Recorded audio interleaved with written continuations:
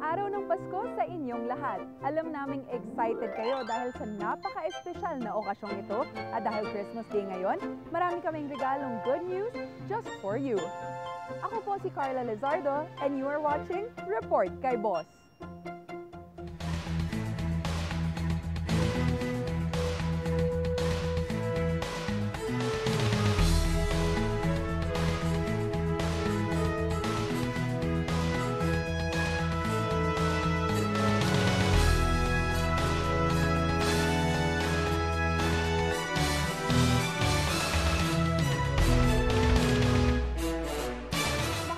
Pagkakaroon natin ng magandang relasyon sa ibang bansa dahil isa ito sa mga nagiging daan tungo sa lalo pang ikauunlad ng ating bayan.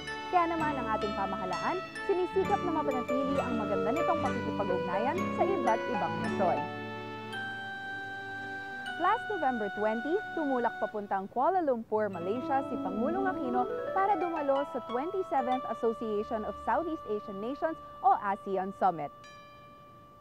Bukod sa 10 leader ng ASEAN, kasama rin sa pagpupulong ang mga heads of states and governments of China, Japan, Korea, United States of America, India, Australia, New Zealand at United Nations.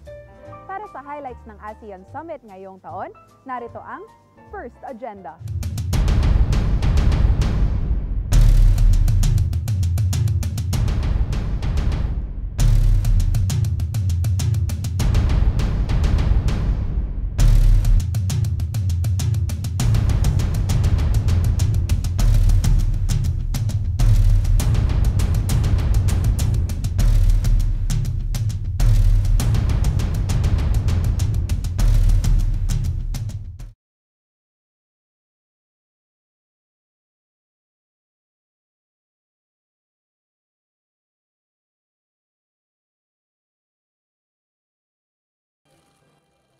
Matapos niyang pamunuan ng matagumpay na Asia-Pacific Economic Cooperation o APEC Economic Leaders Meeting sa Pilipinas, tumungo papuntang Malaysia si Pangulong Benigno Aquino III para daluhan ang 27th Association of Southeast Asian Nations o ASEAN Summit.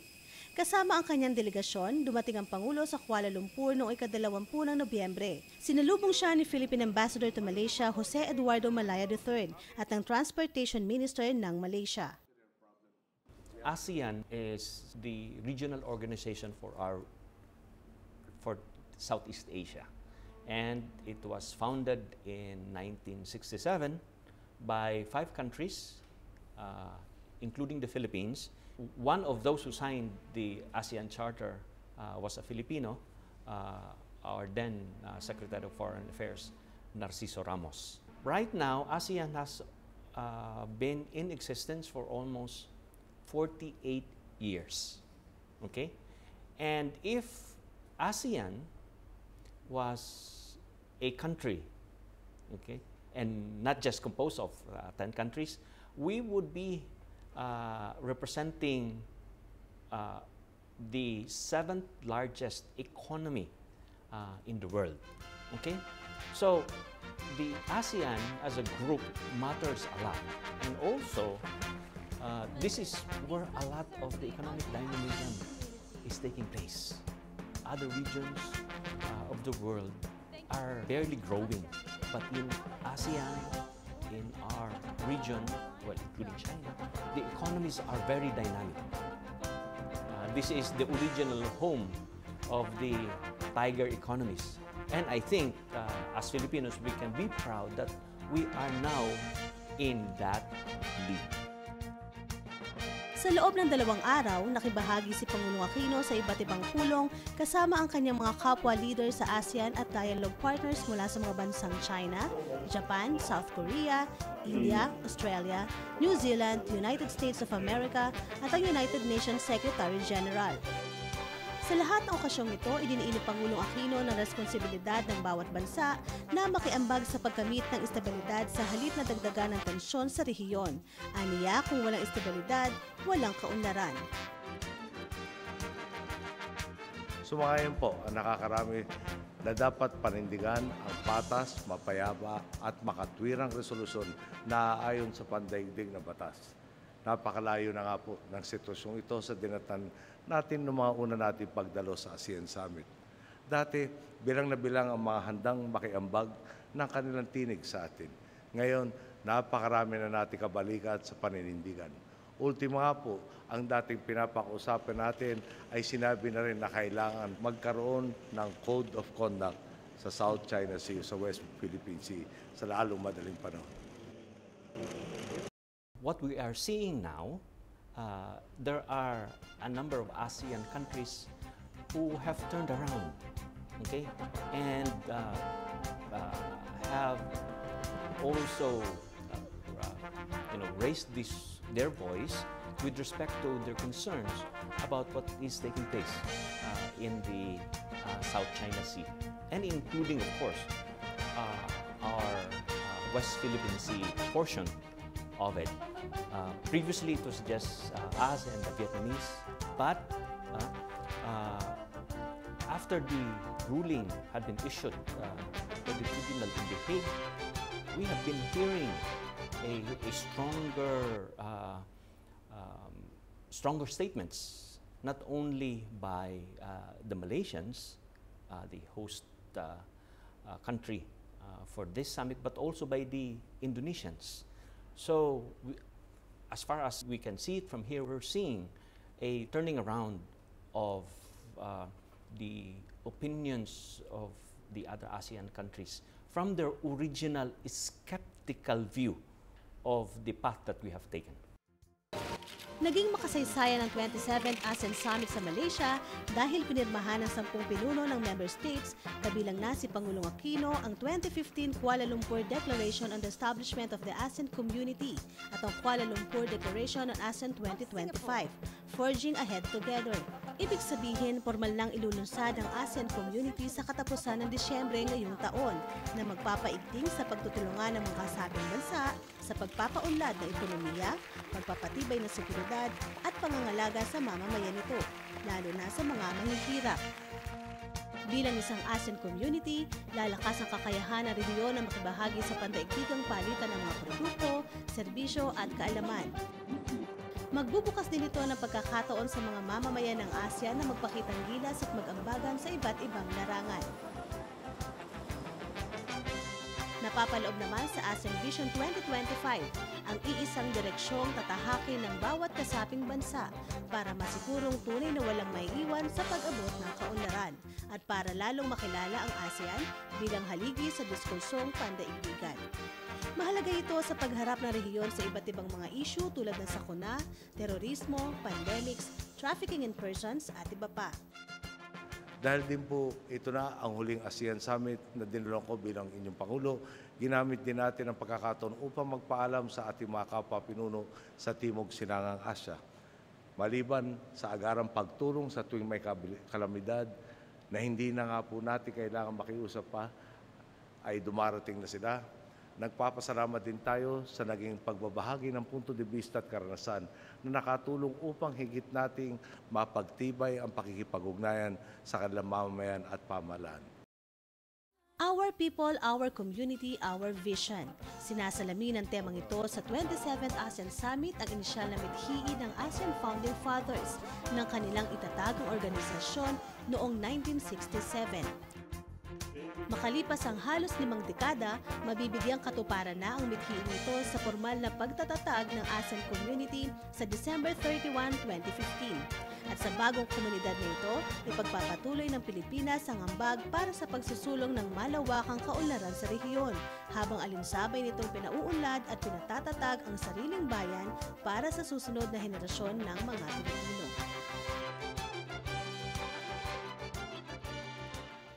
Patikim pa lamang yan. When we come back, marami pa kaming istoryang ihahatid, kaya stay tuned lang kayo dito sa Report kay Boss.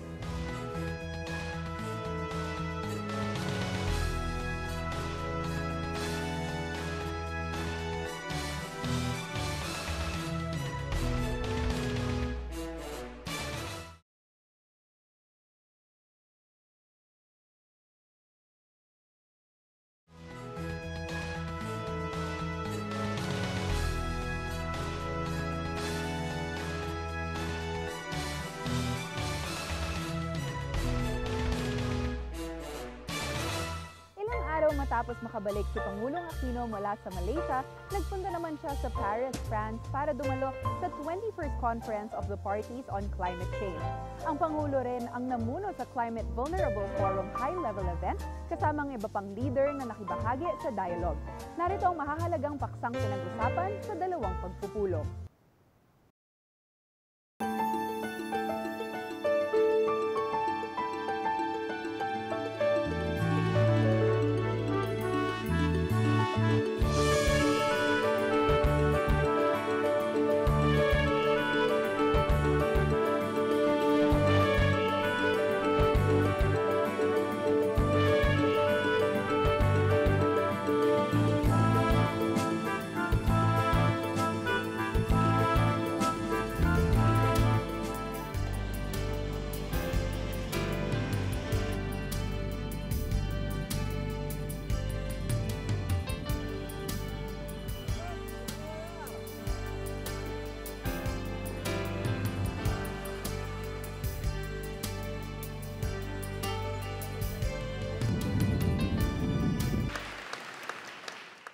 As President of a nation increasingly affected by the new normal, I believe the real challenge begins with an accounting of capacities. We must therefore move beyond recrimination, learn from the past, and work hand in hand to safeguard the welfare of our citizens and of the many generations to come. In this effort, no one is exempt, all must contribute. President.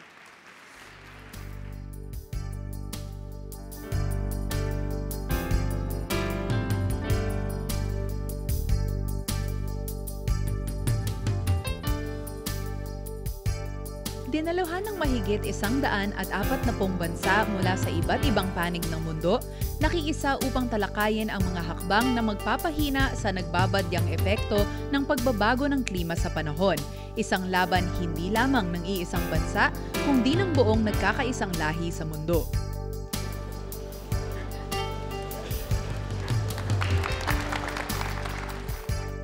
Sa pangunguna ni Pangulong François Hollande ng France, isinagawa ang Conference of Parties Climate Change Conference sa Paris.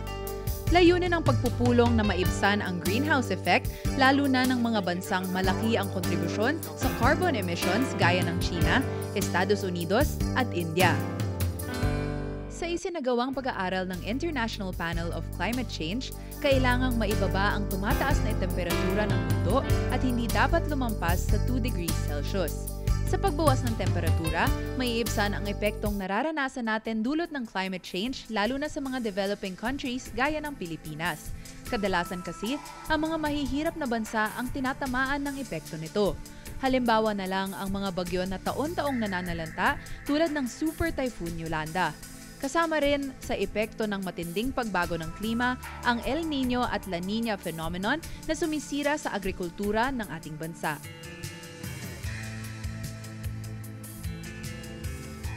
Kaya naman kasabay ng pagdalo ni Pangulong Aquino sa COP21, kanyang pinangunahan ang pagtitipon ng 20 developing countries sa ginawang Climate Vulnerable Forum High-Level Event para hikayating suportahan ang pagkakaroon ng mas malawak na climate financing at panawagan upang makiisa sa Manila-Paris Declaration.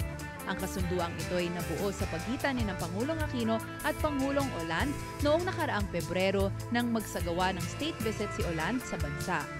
Nakapaloob sa kasunduan ang mga layuning magpapaigting ng National Climate Action alinsunod sa Climate Summit sa Paris, isulong ang zero emission at 100% renewable energy decarbonization sa taong 2050 sa mga bansang miyembro ng United Nations member states, ang pagkakaroon ng $20 billion investment ng Vulnerable 20 na ilalaan para isulong sa lahat ng sektor ang climate action bago ang taong 2020, ang pagpapababa ng temperatura ng mga bansang V20 sa 1.5 degrees Celsius, ang paglalatag ng roadmap na magpapaigting para maisakatuparan ang mga planong ito, at ang pagkakaroon ng nararapat na kontribusyon ng mga bansang alinsunod sa intended nationally determined contributions. The focus of many debates seems to be on who should be doing what. We believe, however, that the question is not about who among us should be doing what. The question is not about the contributions of individual countries. It is imperative that all countries do everything and maximize what can be done to address climate change now. Either we all strive and sacrifice, or we only vary in how much we lose. Ang Pilipinas is one of the vulnerable countries, and I think in fact leader nga tayo ni tinatawag na CVF. Ito yung in terms of vulnerability. Tayo na yata yung leader, binanggit mo nga yung sa risk ratings, tayo talaga yung madalas na tatamaan, mga kababayan natin, may mga namamatay at talagang millions of ang devastation na nangyayari. That's why very important ang presence ni President Aquino, of course ang ating delegasyon, pero that also signifies kung gaano tayo kaimportante. Nung inumpisahan yung appeal nito na to be part of this COP21 process, nung pumunta si President Hollande at nakita niya, pinuntahan nga niya is yung Gian Samar, yung kasi yung ground zero ng Typhoon Yolanda. So this is really a very, very important agreement. Individually, we are already survivors. Collectively, we are a force towards a fairer, more climate proactive world. Naumpisahan niya. I think yung principles na ilagay niya na sa lugar, and the institutions are now regulations, and the principles for climate change and the environment are already formed. Whoever becomes our next president, I'm sure hindi pwedeng ipagkaila ang importansya nitong environment and the climate change issues. So we are already surviving. Nagkaroon din ng ilang mga business meetings si Pangulong Aquino na kung saan may mga kasunduang nabuo. Isa na rito ang nilagdaang Memorandum of Understanding sa pagitan ng Bases Conversion and Development Authority at Viva Polis. Ayon dito, magkakaroon ng isang plano na bubuo ng isang sustainable city planning, eco-governance, clean technology at sustainable resource management. Itatayo ang isang modernong lungsod sa loob ng mahigit 9,000 ektaryang lupain na tatawaging Clark Green City. Ang CRH France naman ay nagpasok ng humigit kumulang 60 bilyong piso sa Lafarge Holcim sa Pilipinas at balak rin ng pinuno nila na magpasok ng 2.3 bilyong pisong investment kasabay ng pagtatalaga sa Pilipinas bilang investment hub para sa ASEAN.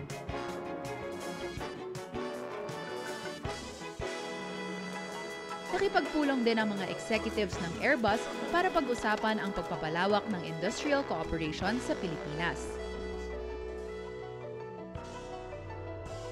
Nakipagkita rin ang Pangulo sa mga executives ng Jacobi Carbons na nagbukas ng kanilang manufacturing facility sa Cagayan de Oro nito lamang Setyembre. Gamit ang coconut shells na binibili sa local coconut farmers, gumagawa sila ng sangkap na activated carbon filters. Ang manufacturing site na ito ang pinakamalaki nilang pasilidad sa buong mundo na nakapaglikha ng 2,850 na trabaho sa bansa. Ang Sanofi Pasteur naman na isang pharmaceutical company ang gumagawa ng vaccine para sa 4 na strains ng dengue sa ating bansa.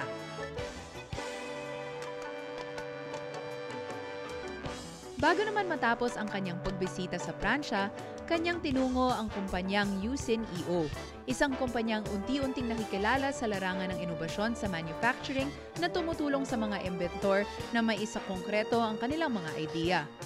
Isa na nga sa nabuong idea ay ang Smart Toothbrush na nagpapadala ng impormasyon sa smartphone app kung saan tama ang naging pagsisipilyo. Ang high-tech na sipilyong ito ay dinisenyo sa Pransya pero gawa sa Pilipinas at ng mga Pilipino ang produktong ito. Matapos ang pagdalo ni Pangulong Aquino sa COP21 at Climate Vulnerable Forum, kanya namang tinungo ang bansang Italia para magsagawa ng official visit.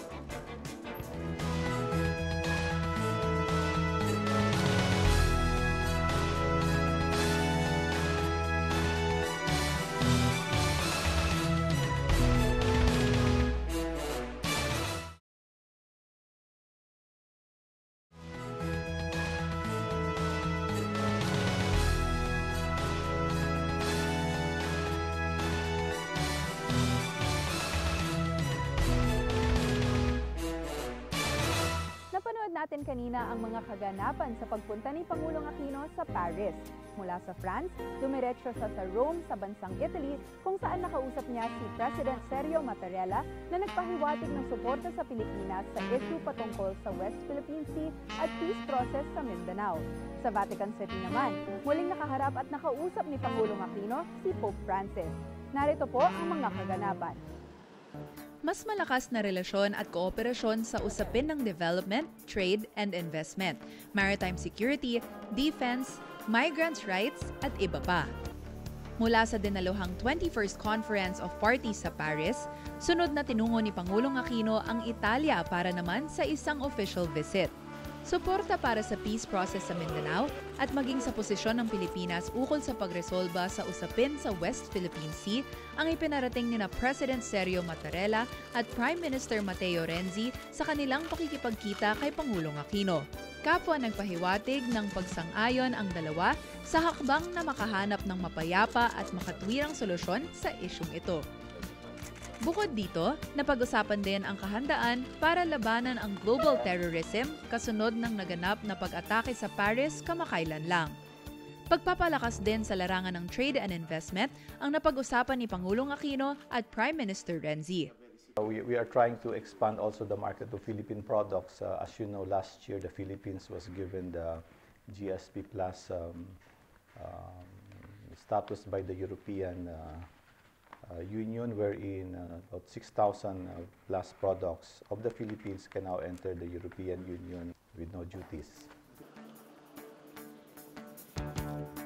Sa biyahe ring ito, nakapanayam ng Pangulo ang Santo Papa sa Vatican City. Ito ang naging pagkakataon ng Pangulo na makapag-abot ng dalangin para sa pambansang kapayapaan, katarungan at malawakang kaunlaran. Please pray for me. Ito naman ang naging hiling ni Pope Francis sa Pangulo at sa mga miyembro ng Philippine Delegation. Bilang sagot, ipinarating ni Pangulong Aquino ang pagmamahal sa kanya ng mga Pilipino at sinabing ipinagdadasal din siya. The visit of the President here, he will see the Holy Father. It is really, I'm so happy because it really gives us, the Filipinos, at least, to show the gratefulness that we have for the visit of the Holy Father in Pinag-usapan din sa pagkikita ng Pangulo at ni Cardinal Secretary of State Pietro Parolin ang peace process at ilang mga konkretong paraan para maibsan ang kahirapan sa bansa. Bilang huling aktibidad sa Vatican ng Pangulo, pinasinayaan niya ang isang imahe ng Our Lady of Peñafrancia. Kasama rin sa okasyon sina Cardinal Vidal at Cardinal Giuseppe Bertello, ang presidente ng Gobernatorato ng Vatican City State. Ayon sa Pangulo, isang napakalaking karangalan na mapabilang ang imahe ng Birheng Maria sa Vatican Gardens. For centuries, this has been a place of refuge for Catholics. And standing within it now, I am not surprised that it has brought serenity and guidance to so many members of the Church. Seeing the various titles of the Blessed Virgin reminds me of how she has become a tangible sign of unity and of universality. Well, my family has always been devoted to the Virgin of Peñafrancia, so they commissioned this artwork to Mr. Casio. And yeah, it's been 2 years and finally we're going to unveil the Virgin of Peñafrancia. So.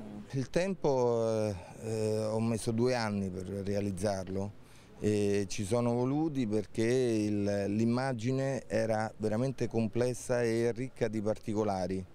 Ho cercato di eseguirla con tutte le tecniche che esistono del mosaico. Probabilmente la particolarità del mosaico, di questo mosaico, è proprio quella di essere stato eseguito con molte tecniche. So he said it took so long because the Virgin of Peñafrancia is such a detailed and complex figure. So it was such a challenge for him as an artist, but he obtained great results with it. Sono veramente orgoglioso di poter avere un'opera qui mia, insomma, perché in questo posto avere un mosaico con il proprio nome è veramente qualcosa di eccezionale.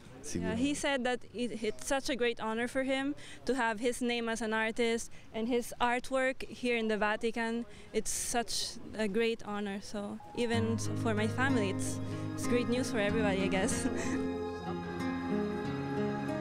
Ang Roma o ang tinaguriang Eternal City ay isa sa mga syudad sa Italy na ginawang tahanan ng napakaraming Pilipino. Ayon sa Pangulo, ipinaabot sa kanya ng gobyerno ng Italia ang paghanga sa malaking naiaambag ng ating mga kababayan sa iba't ibang sektor sa Italia. Ito ang nagtulak para mapirmahan na nga ng Pilipinas at Italia ang isang labor agreement at mabigyan ng preferential status ang mga Pilipinong pipiliing magtrabaho sa kanilang bansa. As of July 2015, according to the figures of the Ministry of Interior of Italy, there were already 171,000 Filipinos with work permit. About 80% are in the service sector. The rest are the religious persons, the rest are dependents, and the rest are the youth. May kanya-kanyang istorya ng tagumpay at hirap ang ilan sa mga iba't ibang henerasyon ng Pinoy ang ating nakilala sa Roma. 19 years ago, petition po kami ng mother ko from Philippines. Father ko po, siya po yung naunang pumunta po dito sa Italy. Nagtatrabaho po sila sa caregiver. Then ako po ay nag-aral dito since I was 12. And dito na rin po ako nag-graduate. Nakita po namin na may potential po yung restaurant business at malaki po yung community natin dito sa Rome. It was a plan of my brother, Robert. Siya po yung may hilig na magluto sa mga gatherings sa bahay. Hindi naman po mahirap. Basta may parang resistensya sa mga problem solving po. No? Huwag po silang matakot. Kahit sino po, kahit simple lang po at konti lang po yung may invest nila, pwede pong masolusyonan at yung continuous lang po sila sa mga plano nila, sa mga business na gusto po nilang matupad. Si Efren Dordas na tubong maayon, Capiz, ay naghanap din ng magandang buhay. Mula sa pagiging isang domestic worker, ngayon ay nakapagtayo na ng 2 flower shops. Mama ko, during the time sa Pilipinas, gumagawa siya ng garland for graduations. So, tumutuhog kami ng mga bulaklak, bibinta namin, tapos nakakapera. Yan, started that way. To those who wants na gusto mag-business, kailangan ng courage at saka dedications sa trabaho. That's it. Saka magiging honest. We're planning na bumalik ng Pilipinas dahil sa nakikita namin na yung government ng Pilipinas gumaganda. Compare here, maganda nga yung buhay, maganda yung kita, pero we are paying a lot of taxes. So, mas maganda sa atin kasi gising ka, magluto ka lang, gusto mong kainin, kaya ang buhay maganda. Compare dito, still, iba pa rin talaga pag sa ibang bansa ka. Iba yung sa bayan mo talaga nakatira. Meron din namang piniling ibahin ang kanilang kapalaran at aktibong kumikilos ngayon sa komunidad para tumulong at tugunan ang mga problema na kinakaharap ng kanilang kapwa Pilipino sa Italia tulad ng usapin sa migrasyon. Nagpunta ako sa simbahan, naging member ako ng choir, naging very active ako. Nakita ko yung pangangailangan ng community. So nung natuto ang Italian, ako palati yung kinukuha nilang sort of interpreter, no, pakikipag-usap sa employer, pakikipag-usap sa doktor, yung language barrier na napakatindi, hindi lang sa family ko, kundi sa buong community. Na isa ako sa founding member ng ASLI, no, Associazione Stranieri Lavoratori in Italia. Ang aim nito is, first and foremost, maturuan ang lahat ng mga foreigners dito na nakilala tayo bilang mapagkakatiwala ang mga manggagawa, pero ipakita rin natin at the same time na mayroon tayong ibang kakayahan. Ipakilala natin ang ating kultura through songs, dances, foods, and everything na mayaman ang ating kultura. Elected president din ako ng ENFID Italy, European Network of Filipinos in Diaspora. Ang aim naman nito is bukod sa matulungan ng mga Pilipino ma-integrate, no, sa host country, magkaroon ng sharing of best practices ang mga Pilipino, hindi lamang dito sa Italia, kundi sa buong Europa. Sa tulong naman po ng newspaper, iyon po yung pamamaraan na ginagawa namin ng kumpanya ng Stranieri in Italia at ng Ako ay Pilipino newspaper para po hindi maligaw ng landas yung ating mga kababayan na kasalukuyang naninirahan sa Italia. Kung paano rin sila matulungang makapagpetisyon ng kanilang mga mga anak, ng kanilang mga magulang, o kung nagkakasakit man sila, kung paano sila makakatanggap ng angkop at tamang serbisyo sa pangkalusugan. Napakabilis po ng mundo rito. Kaya yung mga mapapalad na anak, no, na nasa Pilipinas, na binibigyan po ng pagkakataon ng magulang na makapag-aral, wag po nilang sayangin yung pagkakataon na ito. Bukod po sa pawis, luha, dugo, buong kaluluwa po ng mga magulang nila rito o ng kung sino man pong kamag-anak nila dito ay itinataya namin para po sa magandang kinabukasan, hindi lamang po namin, ng ating pamilya, and hopefully ng ating bansa. Ang Filipino Women's Council ay isa ring community-based organization na tumutulong magbigay ng mga leadership training at nagsasagawa ng mga gender and development activities sa mga migranteng kababaihan para mas mapadali ang integrasyon nila sa bansa. And then we came out of this book, Me, Us, and Them, The Realities and Illusions of the Filipina Domestic Workers. So ang basic na findings namin, no? Ang mga Filipinos dito hindi integrated. Hindi natuto ng Italian language, so hindi na lang ma-integrate.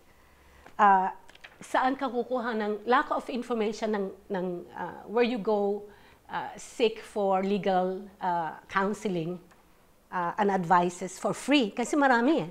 There are so much. Ang isa pa, skills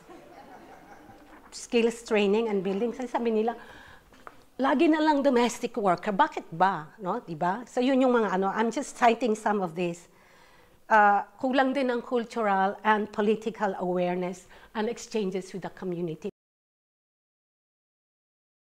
FWC made also yung sinabi nga kanina na financial literacy through Italy. Doon namin taga nakita na kailangan talaga ng mga kababayan natin ang budgeting or how to manage their money. Dahil nga, till now, katulad nagtatrabaho ako sa isang Italian financial institution, sa isang bangko, kita ko talaga sa mga bawat ibang lahi, mga Filipino ay hirap umangat sa sarili. Gusto ko sanang ipaabot kay President sa gobyernong Filipino, no? Nakafocus pa rin sa migration na sana naman yung mga kababaihan, lalo mga kababaihan, hindi naman yung parang mapuwersa na umalis para kumita lang. Kahit sa Italy wala nang trabaho, sana yung ipopromote natin yung local development through local employment, no? Palagay ko kaya yan. Kayang-kaya yun eh. Filipino are always willing to say yes for everything.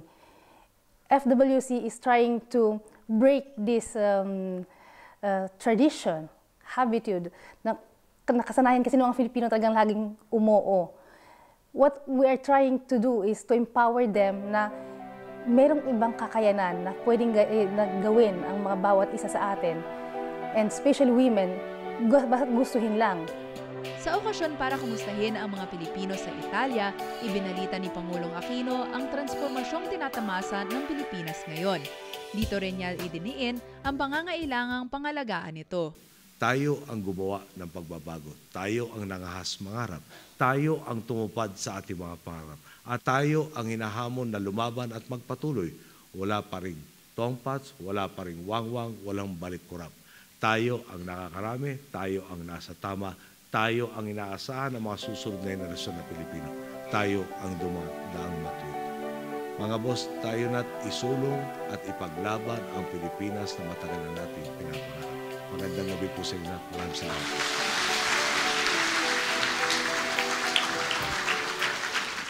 Ngayong Christmas season, kabi-kabila ang mga tiyangge at Christmas Bazaar. Talaga namang bahagi na ng buhay at kultura nating mga Pinoy ang pamimili ng affordable gift items para sa ating mga minamahal.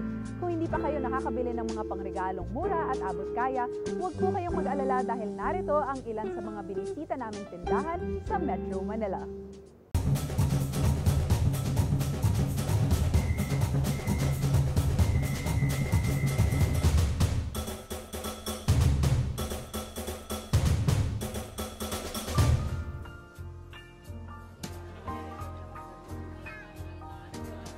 the world's longest-running Christmas celebration.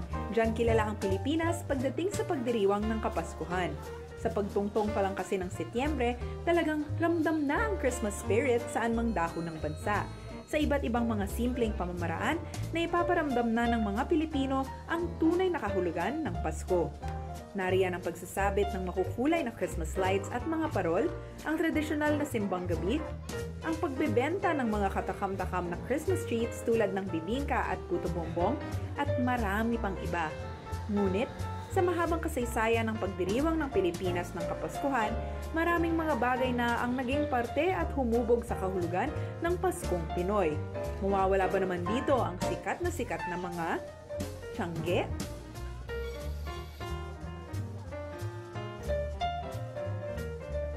Mula sa mga murang damit, sapatos, hanggang sa mga abot-kayang Christmas decorations, talagang takbuhan na ng mga Pilipino ang mga tiyangge pagsapit ng Christmas season.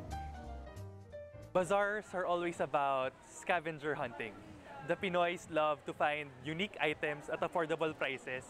And gusto nila yung parang naghahakot sila ng mga magagandang products. Tapos once they see a gem, a hidden gem, they'd buy it immediately. And in malls kasi, it's presented differently eh. You know, there's a certain Filipino-Pinoy culture na gusto yung parang nakikipagsiksikan, nakikipagtawaran, alam mo yun, it's a challenge for them, and once they get what they want at the price that they wanted, it's a sure goal for them. So that's how bazaars become successful. Ngayong Pasko na at abala ang ating mga kababayan sa pagdiriwang nito, hindi pa rin mawawala sa ating mga aktibidad ang pagdaan sa mga tiyangge para sa ating last-minute Christmas shopping. Kabi-kabila na ang pagsulpot ng mga tiyangge sa buong Metro Manila.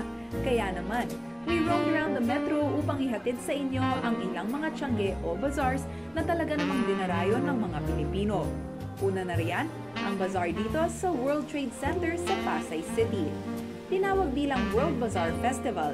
Ito ang itinuturing bilang longest-running annual charity bazaar sa Pilipinas, kung saan iba't ibang klase ng mga paninda ang maaaring ma-enjoy ng mga mamimili. Nariyan ang leather goods, novelty items, lifestyle products, at fashion na bukas para sa lahat ng mga bazaar lovers.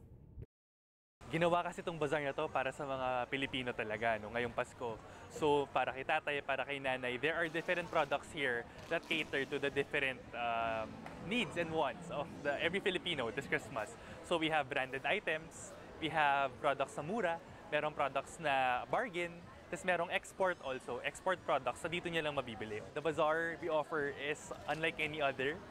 There are a lot of bazaars in the country that offer a lot of products, that offer a lot of highlights also, but this is the only bazaar that gives you an experiential adventure.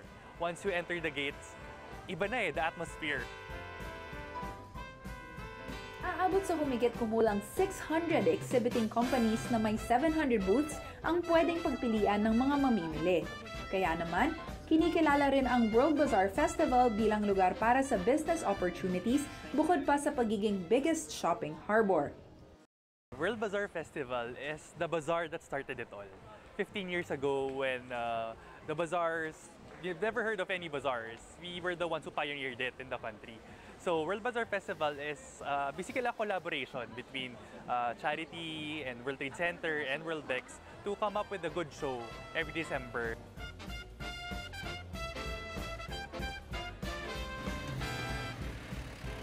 Dito naman sa Quezon City, makikita ang Dapitan Arcade. Ang kakaiba dito, mga lokal na material gaya ng kahoy at papel ang ginagamit sa kanilang binibentang produkto, gaya ng mga imahe ni Santa Claus na paper mache.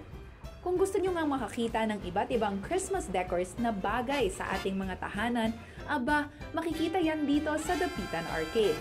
Bukod kasi sa abot kaya at kalidad ng mga produkto rito, tinatangkilik din dito hindi lang ng mga Pilipino, kundi pati na rin sa mga karating nating bansa.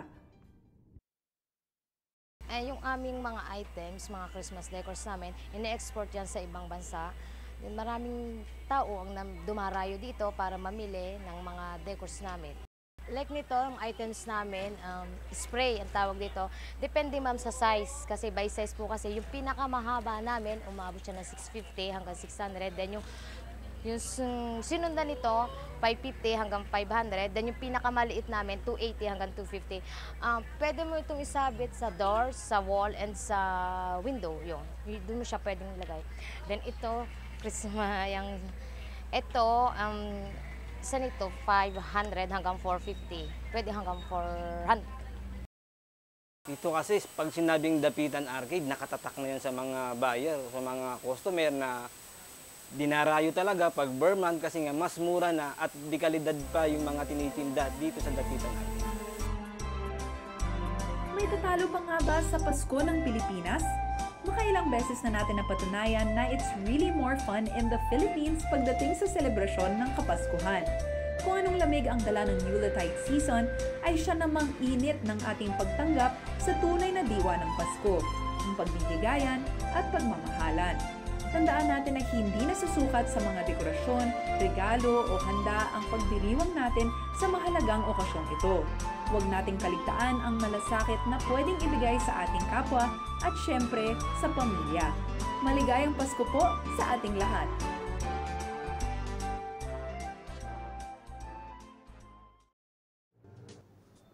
Talaga namang bawat pagkilos ng ating Pangulo hatid sa atin ay pag-asenso. See you next year dito sa Report kay Boss, ang tagapaghatid sa inyo ng magagandang balita tungkol sa mga programa ng pamahalaan at mga istoryang kapaki-pakinabang. At ngayong araw ng pagsilang ni Jesus, alalahanin po natin ang tunay na diwa ng Pasko, ang pagmamahalan, pagbibigayan at paghahatid ng kapayapaan sa bawat isa. Ako po si Carla Lizardo, maligayang Pasko muli at isang manigong bagong taon.